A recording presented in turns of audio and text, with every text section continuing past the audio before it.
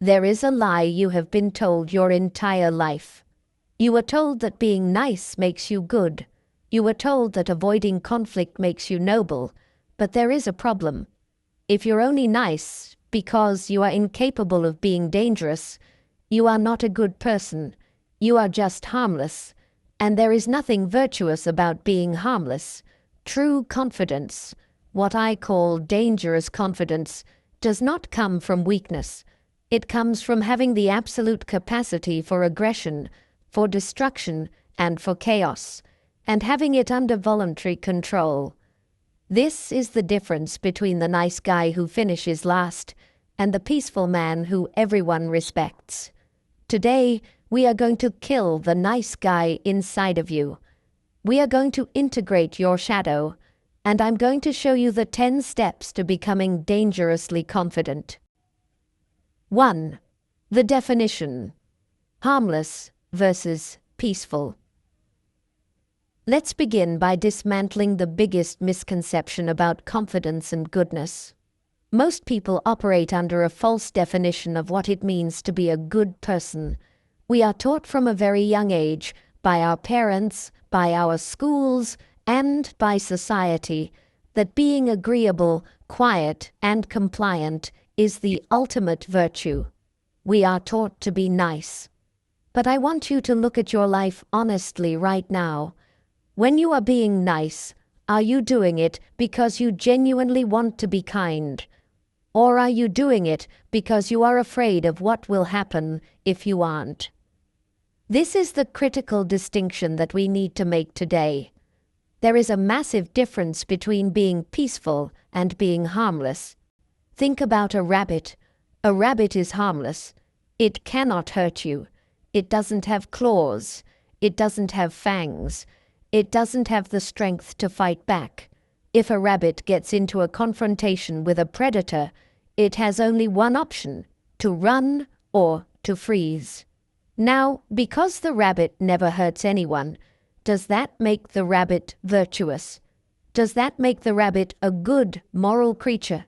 No, the rabbit is not good. The rabbit is simply weak. It has no choice in the matter. Its peace is not a decision. It is a necessity of its survival. Now, compare that to a warrior or a master of martial arts, or, to use the classic metaphor, a lion.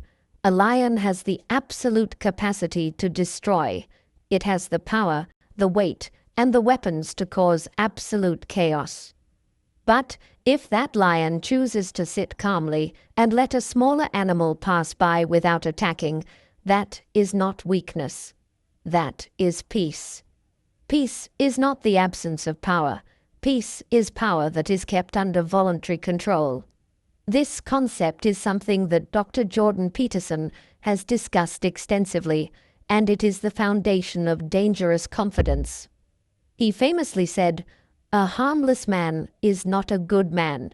A good man is a very dangerous man who has that under voluntary control." Why is this so important for your confidence? Because human beings are evolved creatures. We have a primal instinct that helps us read other people. When you walk into a room, people can subconsciously smell your fear. If you're harmless, if you're the nice guy who agrees with everyone because you're terrified of conflict, people do not respect you. They might like you, they might think you're sweet, but they will never look at you and see a leader. They will never look at you and feel that magnetic pull of respect. They know that your kindness is fragile. They know that you are only smiling because you are forced to smile by your own insecurity. Furthermore, there is a dark side to being harmless. If you are incapable of standing up for yourself, if you are incapable of saying no or fighting back when necessary, you will not stay nice forever. You will become bitter. You will become resentful. Think about the nice guy at the office. He lets people walk all over him. He does extra work that he wasn't paid for. He smiles when his boss disrespects him. He thinks he is being a martyr. He thinks, "I am such a good person for tolerating this," but deep down, he hates it. He starts to hate his boss, he hates his job, and eventually he hates himself. That resentment grows like a cancer, and one day that harmless man snaps. He explodes in a way that is toxic and uncontrolled. This is why the harmless man is actually the most dangerous person in the room, but in the wrong way. He is dangerous because he is deceitful and unstable. True, dangerous confidence comes from the opposite direction. It comes from competence. It comes from knowing, deep in your soul, that if things went wrong, if a conflict started, if you had to defend yourself or your family, you could. Imagine you are a black belt in jiu-jitsu. You walk into a bar, and someone starts shouting insults at you. You don't feel your heart racing. You don't feel the need to shout back to prove you are a man. You don't feel the need to fight. You are calm. Why? Because you know exactly what you are capable of. You know that you could end the situation in seconds if you wanted to. Because you carry that sword with you, you don't need to wave it around. You can keep it sheathed. That is the definition of dangerous confidence. It is a paradox. The more dangerous you become, the more peaceful you become. The more capable you are of aggression, the less you need to use it. So, the first step in this journey is a mindset shift. You must stop looking at your inability to hurt others as a badge of honor. You must stop telling yourself that your social anxiety is actually politeness. It is not. It is fear. You need to integrate the idea that it is okay to be strong. It is okay to be formidable. It is okay to have teeth. When you look in the mirror, you shouldn't see a victim. You should see a force of nature that has chosen to be kind. When you walk into a meeting or a date or a social gathering, I want you to carry this thought. I am peaceful not because I have to be, but because I choose to be. This subtle shift in your internal monologue changes your posture. It changes your eye contact. It changes the tone of your voice. It removes the desperate need for approval. A harmless person begs for safety. A dangerous person creates security. If you want to be dangerously confident, you must first accept that you have the potential to be dangerous. You must stop repressing your drive, your aggression, and your power.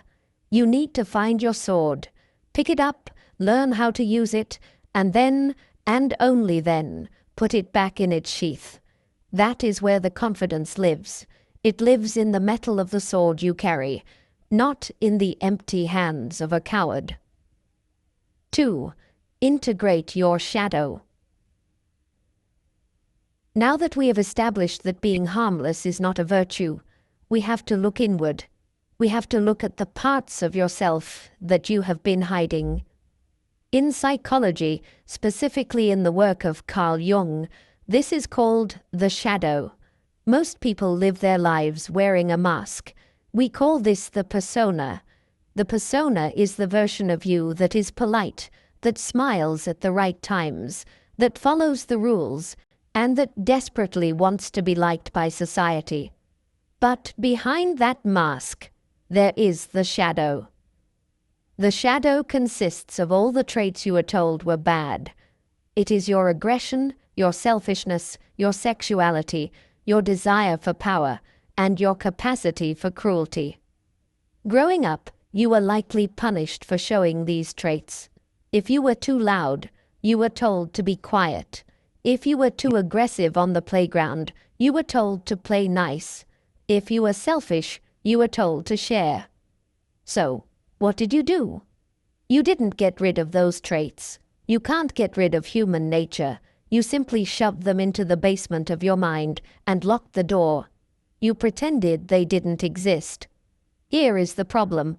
When you lock away your dark side, you also lock away your power. Think about it.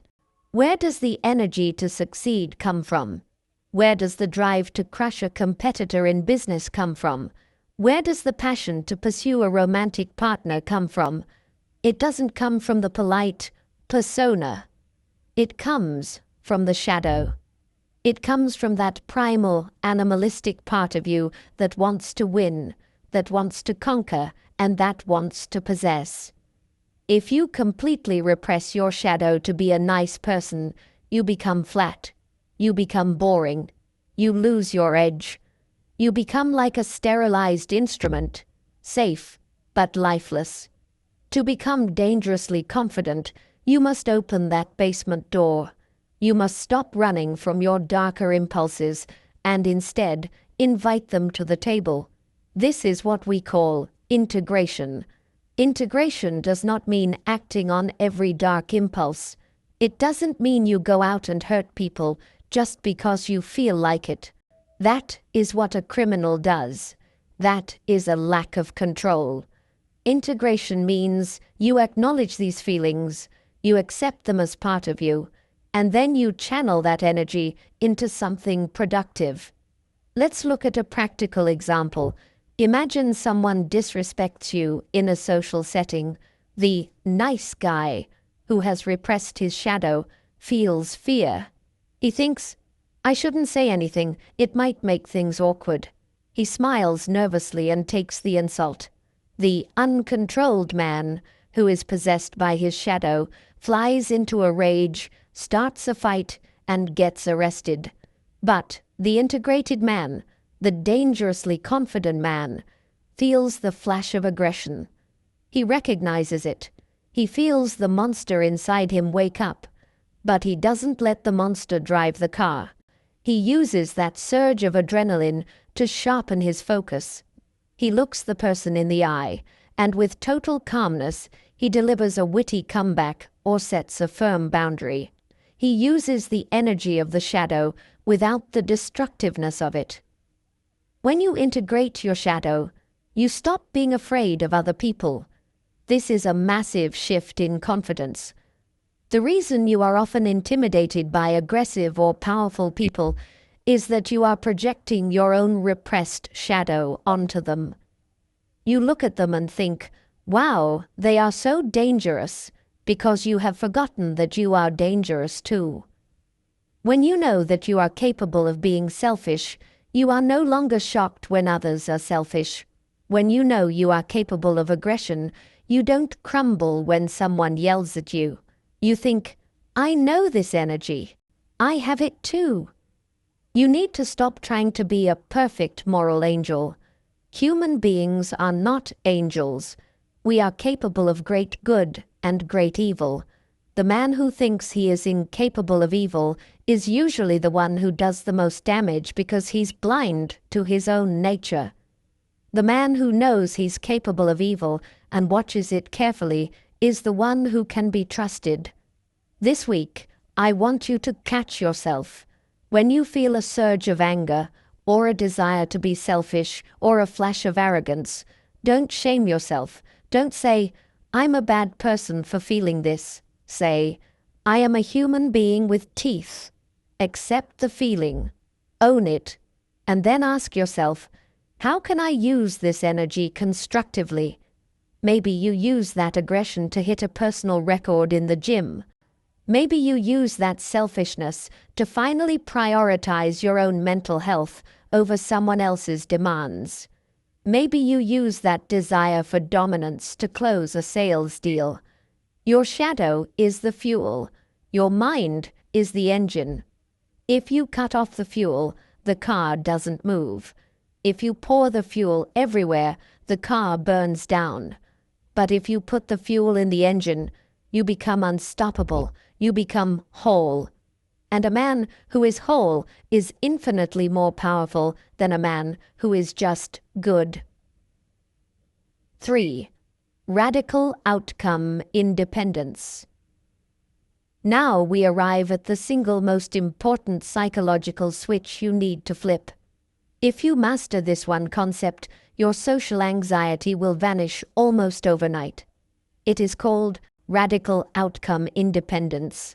Let's be honest about what kills confidence more than anything else.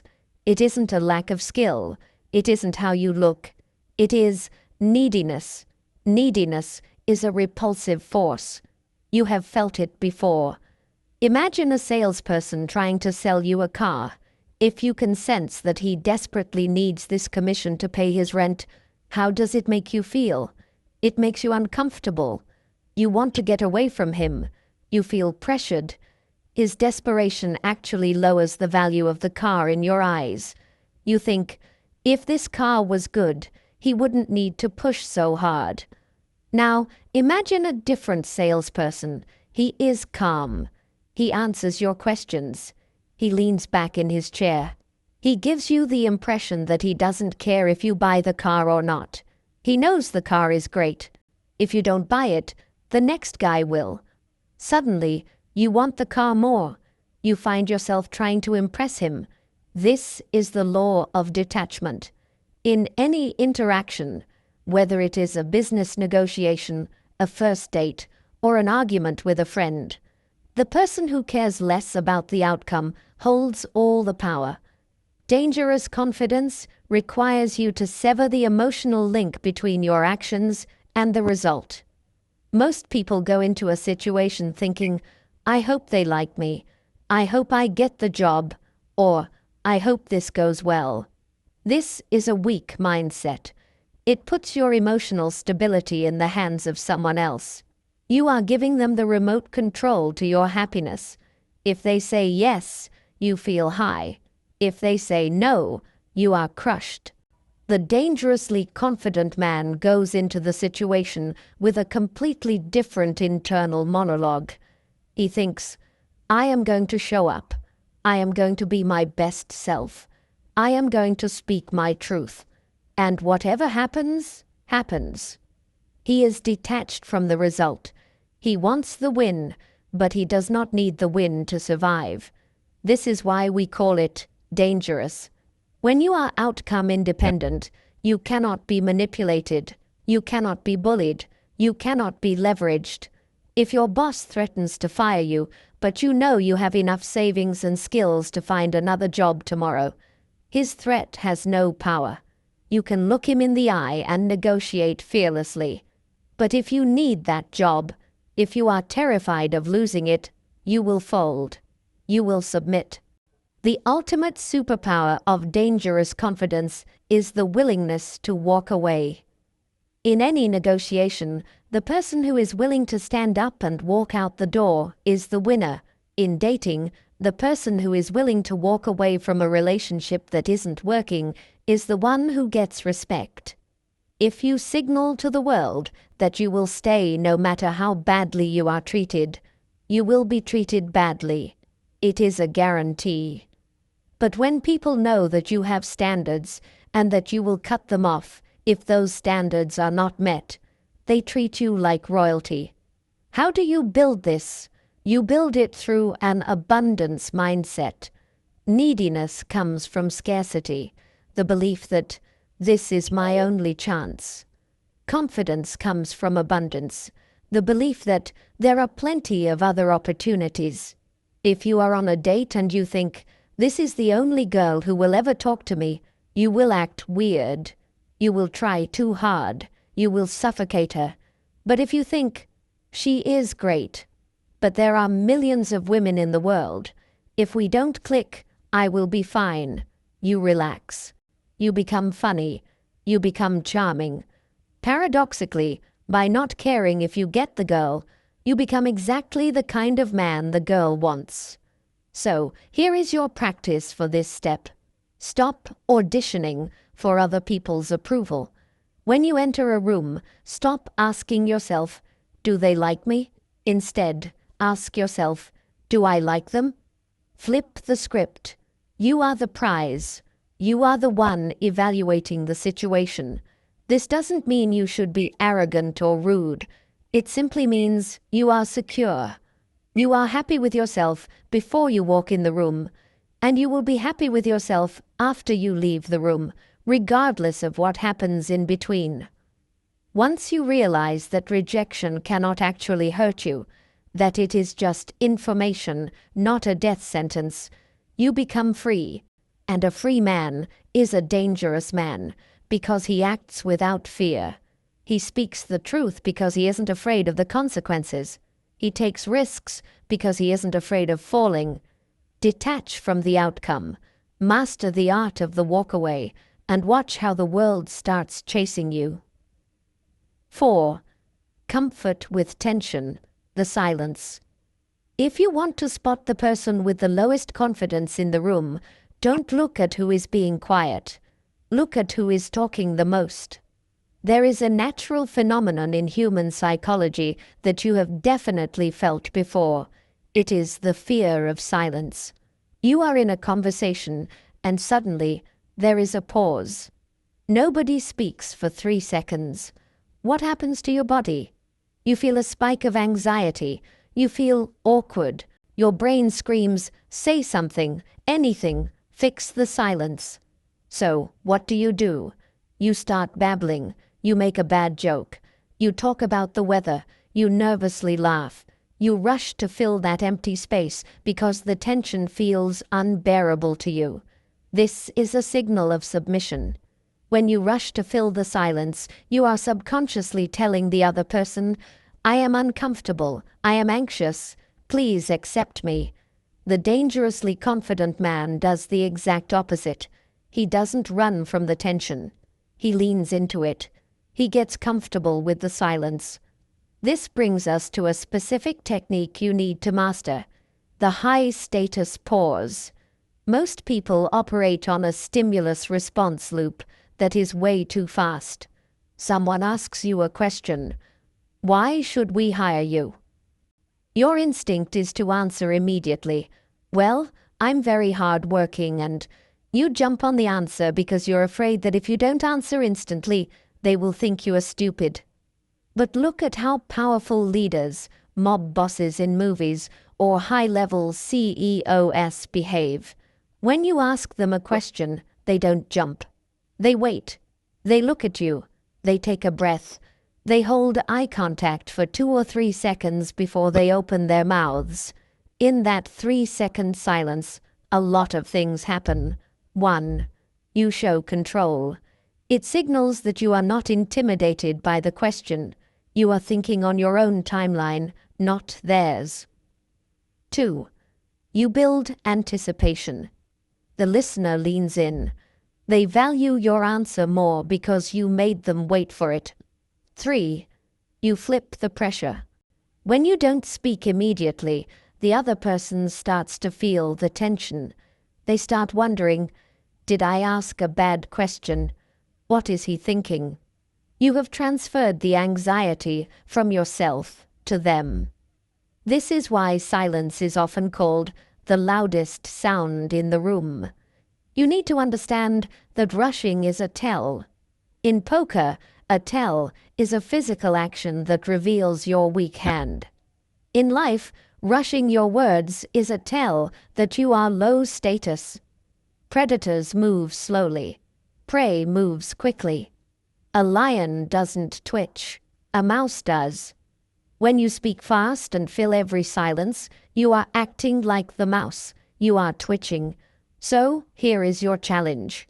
The next time you are in a conversation, whether it is a high-stakes negotiation or just chatting with a friend, practice the art of the pause. When they finish speaking, do not speak immediately. Count to 2 in your head. 1, 2, then speak. At first, this will feel terrifying. Your brain will scream that something is wrong. But watch the other person's face. They won't think you are weird. They will look at you with more respect. They will perceive you as more thoughtful, more grounded, and more confident. Also, use silence when you state your price or your boundaries. If you are asking for a raise, say, "I need a 20% increase." And then, shut up. Do not justify it. Do not say, "I know that sounds like a lot, but I've been working hard." Just say the number and let the silence sit there like a heavy weight on the table. Let them handle the weight. The person who speaks first after a negotiation offer usually loses. The person who is comfortable with the silence usually wins. Stop treating silence like an enemy you need to kill. Treat it like a throne you sit on. The more comfortable you can be in the middle of that awkward tension, the more dangerous your confidence becomes. 5. Stop qualifying yourself.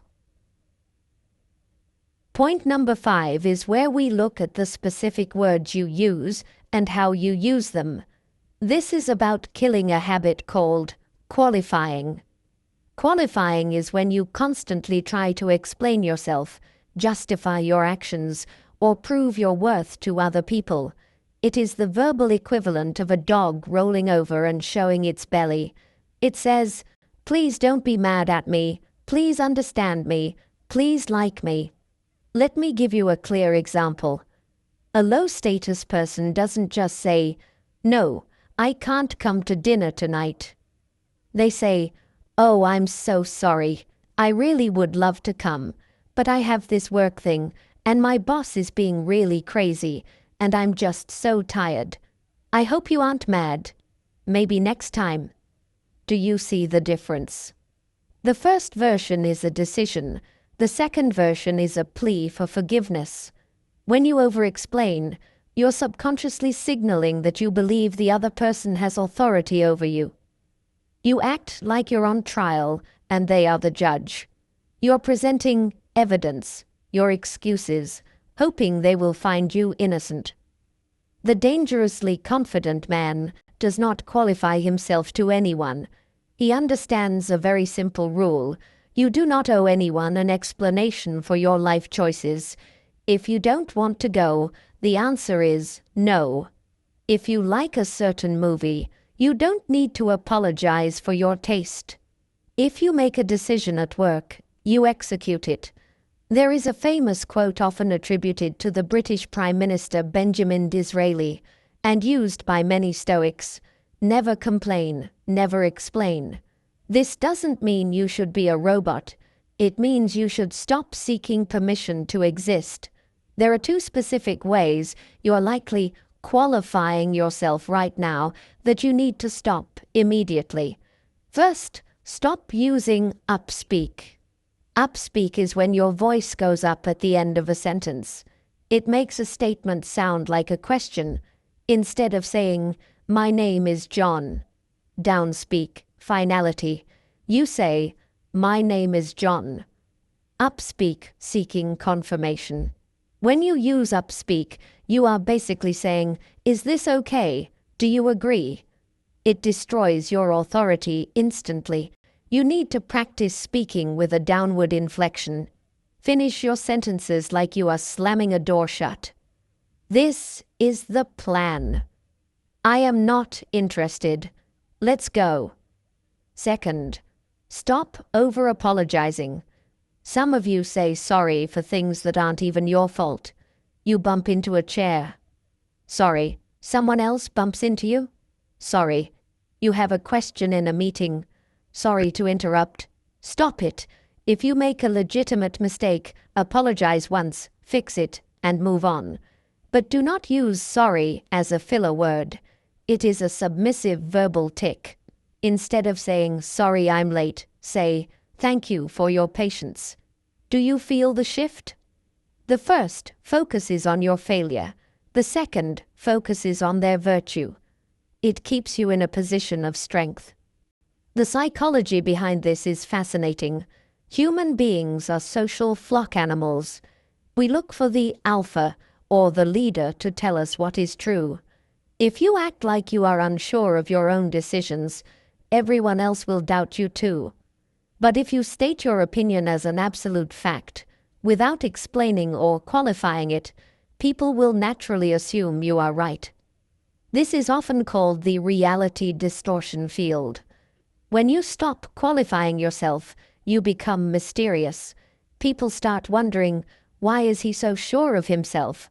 And that mystery breeds respect. So, the next time someone questions your choice, resist the urge to give them a paragraph of excuses. Why are you leaving the party so early? Don't say, "Well, I have to wake up early and my dog needs to be fed." Just say, "I've got things to do. Good night." Smile. Walk away. Notice how much lighter you feel when you stop carrying the burden of explaining yourself to the world. A king does not explain his decrees. Be the king of your own world. 6. Competence is the only currency. We have talked a lot about mindset, psychology, and body language, but if we stopped there, I would be lying to you. I would be selling you a fantasy. There is a popular phrase in the self-help world: fake it till you make it. I want you to take that phrase and throw it in the trash. You can fake confidence for 10 minutes. You can maybe fake it for an hour. But eventually, reality calls your bluff. If you walk around acting like a lion, but you have the capabilities of a sheep, you aren't confident. You are delusional. And people will expose you. True, dangerous confidence is not a mask. It is a byproduct. It is what happens when you know, with absolute certainty, that you are good at what you do. This brings us to point 6. Competence is the only currency. Think about the most confident person you have ever met.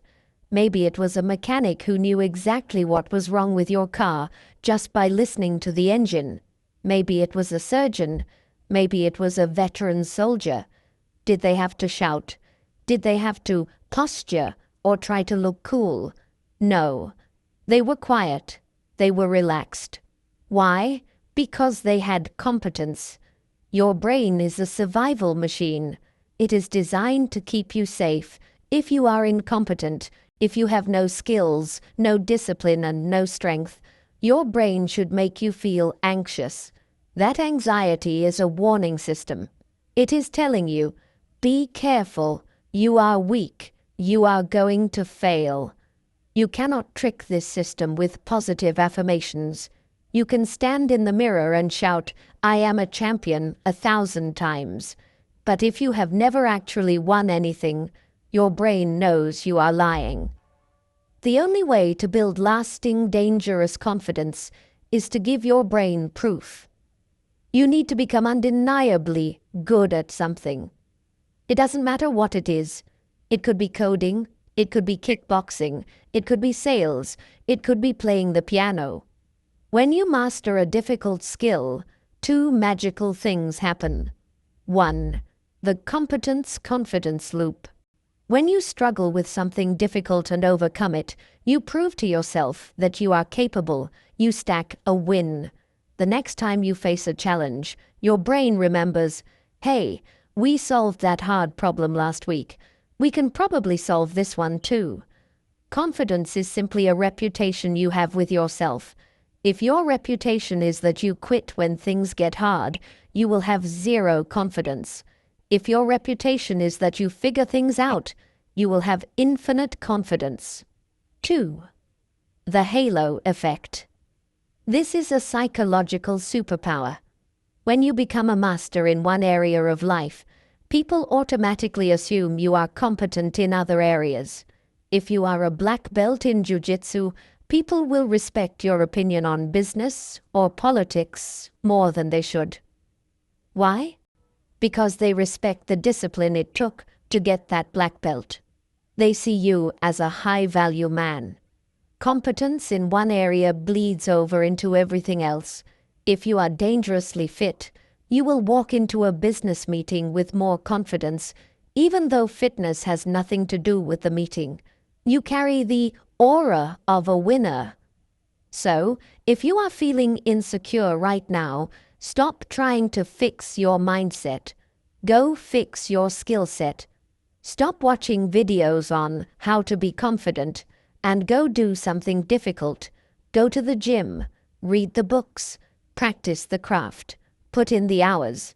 The dangerously confident man walks into a room and knows something that nobody else knows. He knows that he has put in the work that everyone else was too lazy to do. That secret knowledge gives you a smirk. It gives you a swagger. You cannot buy confidence. You cannot fake confidence. You have to rent it, and the rent is due every single day in the form of hard work. Pay the rent. become competent, and the confidence will follow you like a shadow. 7. Physical presence and the gaze. You can have the right mindset, and you can have the skills, but if your body signals that you are weak, nobody will believe you. Human beings are visual creatures. Before you open your mouth to speak, people have already decided if you are a threat or a victim. They decide this based entirely on how you move and how you look at them. Most people have prey body language. They are twitchy. They are constantly moving. Their eyes dart around the room like they are looking for an exit. This signals to everyone else, I am nervous. I am not safe. To become dangerously confident, you must master predator body language. This comes down to two specific things, stillness and the gaze. First, let's talk about stillness. I want you to stop being a bobblehead. You know what I mean. When someone is talking to you, do you constantly nod your head? Do you say, yeah, uh-huh, every 2 seconds? You think you are being polite. You think you are showing them that you are listening. But actually, you are signaling submission. You are unconsciously saying, I agree with you. Please keep liking me. Watch a high-status person, a CEO, a general, or that dangerously confident character in a movie. When they listen, they are completely still. They do not nod. They do not fidget. They just look at you. This stillness is intimidating. It forces the other person to work harder to convince you. Stop fidgeting with your hands. Stop tapping your foot. Stop touching your face. High-status people occupy space, and they do not move unless they want to move. Fast, twitchy movement equals prey. Slow, deliberate movement equals predator. Second, we need to fix your eyes. We call this stiff eye contact. Most people have shifty eyes. When they make eye contact, they get uncomfortable after 1 second and look away. They look down at the floor, then back up, then to the side. This breaks the connection. It shows you are submissive. The dangerously confident man uses his eyes like a weapon. He locks on. I don't mean you should stare at people like a psychopath without blinking. That's creepy. I mean that when you look at someone, you commit to looking at them. Here is a technique you can use today, the one-eye method. Don't try to look at both of their eyes at the same time. Pick one of their eyes, usually the left one, and focus only on that. It makes your gaze piercing. It stops your eyes from darting back and forth. And here is the most important part. When you break eye contact, never look down. Looking down is the universal sign of submission. It means, I yield. If you need to break eye contact, look to the side. Looking to the side suggests you are distracted or thinking. Looking down suggests you are defeated. This type of physical presence is called the gaze. It feels heavy. When you look at someone with this kind of stillness, they feel seen. They feel the weight of your attention. It is uncomfortable at first. You will feel a burning desire to smile or look away to break the tension. Do not do it. Hold the tension. Let them be the one to look away first. When you slow down your movements and steady your eyes, you hack your own brain. You actually start to feel calmer. You are telling your nervous system, we are safe. We are in charge. Walk slow. Talk slow. Look them in the eye. Become the rock in a room full of water. 8. Be polarizing. Stop being a people pleaser. There is a trap that destroys confidence faster than anything else. It is the desire to be liked by everyone. You think that if you are agreeable, if you never offend anyone, and if you fit in everywhere, you will be successful. But the reality is the exact opposite. If you try to please everyone, you end up pleasing no one. You become invisible. Think about the people you admire most in history, or even famous celebrities today. Do everyone like them? No. Elon Musk, Steve Jobs, Muhammad Ali, Jordan Peterson. These men have millions of people who love them, but they also have millions of people who hate them. You cannot have one without the other. This is the law of polarization. To be dangerously confident, you must be willing to be polarizing. You must be willing to be disliked. Most people are like vanilla ice cream. Vanilla is safe. Nobody hates vanilla. But nobody is passionate about it either. Nobody drives across town at midnight just to get a scoop of plain vanilla. It's just there. You do not want to be the vanilla person. You want to be a specific flavor. You want to be strong. When you express your true values, your true opinions, and your true personality, two things will happen. 1. Some people will be repelled. They will leave. 2. The right people will be magnetically attracted to you. This is a filter mechanism. By being yourself, you filter out the people who don't belong in your life, and you attract the people who do. But the nice guy is terrified of this.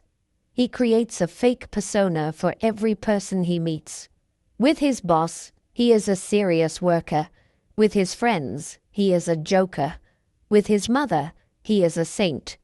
He changes his shape like water to fit whatever container he is in. The problem is, he has no solid core. People sense this. They feel that he is fake. They can't trust him because they don't know who he really is. Indifference is the enemy.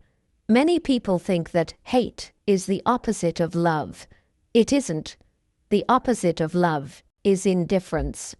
The worst thing that can happen to you is not that people dislike you. The worst thing is that people ignore you. When people hate you, at least they respect your power. At least you are living in their head. You have gravity. But if you are ignored, you are nothing. So, how do you fix this? You stop nodding your head when you disagree. If you are in a group conversation and someone says something you think is wrong, don't just smile and agree. You don't have to start a fight, but you should not agree. Say, I see it differently. Or simply stay silent. Don't laugh at jokes that aren't funny. Don't say yes to plans you don't want to do. This takes courage. The first time you disagree with the group, your heart will beat fast. You will feel the social pressure. But when you stand your ground, something amazing happens. They don't attack you. They look at you with new respect. They think, wow, this guy has a backbone. He has his own mind. A dangerously confident man would rather be hated for who he is than loved for who he is not. Accept the hate. It is the tax you pay for freedom. If you have 0 haters or 0 people who disagree with you, it means you aren't doing anything important. Be polarizing. Be real. 9. Anti-fragility. Love the failure. There is a huge misunderstanding about confidence. Most people think confidence means knowing everything or never making mistakes. They think that if they admit they are wrong, they will look weak. This is actually the definition of arrogance, not confidence. And there is a big problem with arrogance. It is fragile. Think of a crystal glass. It looks beautiful. It looks hard. It looks perfect. But if you drop it on the floor, what happens? It shatters into a million pieces. This is how most men operate. Their ego is like that crystal glass. They walk around terrified of being wrong. If someone corrects them, or if they make a mistake, their entire self-image shatters. They get defensive. They start arguing. They blame others. They try to hide the truth. Why? Because their confidence depends on being perfect. To be dangerously confident, you must become what Nassim Taleb calls anti-fragile. Anti-fragile is the opposite of fragile. A package that is fragile says, handle with care. A package that is anti-fragile says, please kick me. Why? Because it gets stronger when it is attacked. It gets stronger under pressure. Think of your muscles. When you go to the gym and lift heavy weights, you are actually tearing your muscle fibers. You are stressing them. But what happens? They don't break. They heal back stronger and bigger. You need to treat your ego like a muscle, not like glass. The ultimate power move of the dangerously confident man is this simple phrase, I was wrong. Imagine you are in a meeting or an argument. You state a fact. Someone pulls out their phone and proves that you are wrong. The weak man, fragile, will say, well, that source isn't reliable, or you are missing the point. He scrambles to protect his ego. He looks pathetic. The dangerously confident man, anti-fragile, looks at the phone, pauses, and smiles. He says, you are right. I was completely wrong about that. Thanks for correcting me. Do you see what just happened? 1. You killed the conflict. The other person wanted to fight you, but you agreed with them. You took away their weapon. 2. You showed security. You showed everyone that your ego is not tied to being right. You care more about the truth than you care about looking smart. 3. You became trustworthy. People trust a man who admits his mistakes. They do not trust a man who hides them. When you are willing to look stupid, you become invincible. If you are afraid of looking stupid, the world owns you. You will never take risks. You will never start that business. You will never talk to that girl.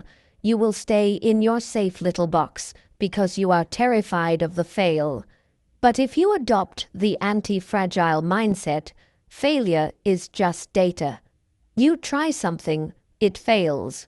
You say, okay, that didn't work. What did I learn? You get stronger.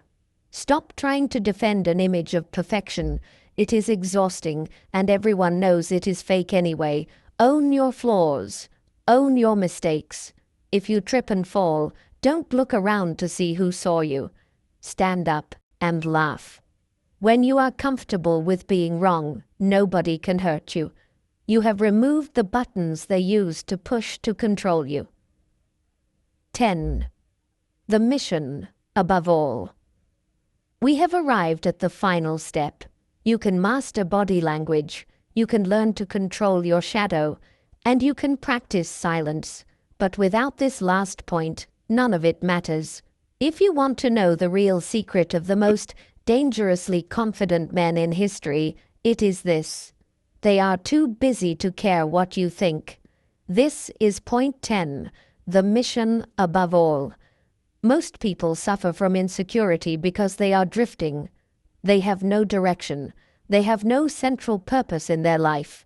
Because they are standing still, they have all the time in the world to look around and worry about everyone else. They worry about their clothes. They worry about that awkward thing they said 3 years ago. They worry about whether people like them.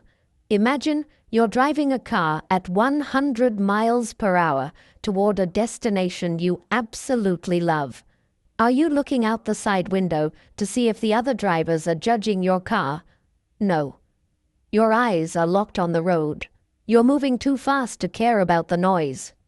Now, imagine you are sitting in a parked car in a parking lot.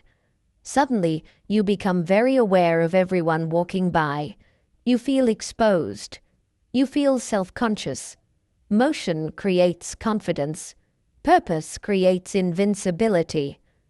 When you are on a mission, whether that mission is to build a business, to get in the best shape of your life, to raise a family, or to master an art form, your social anxiety naturally disappears. Why? Because your brain reprioritizes. The brain has limited energy. If your mission is huge, your brain allocates all its energy to that mission. It has zero energy left to waste on petty drama or social approval. If someone insults you, you don't get angry, you don't crumble, you literally don't have time for it. You look at them, you shrug, and you get back to work. This is the ultimate form of dangerous confidence. It is the confidence of a man who knows exactly where he is going. A man without a mission is a leaf in the wind. He is blown around by every opinion. If society says, wear this, he wears it. If his friends say, do this, he does it. He is weak because he has no anchor. A man with a mission is a ship with an engine. The wind can blow, the storm can rage, but he stays on course. This is why people are attracted to purposeful men.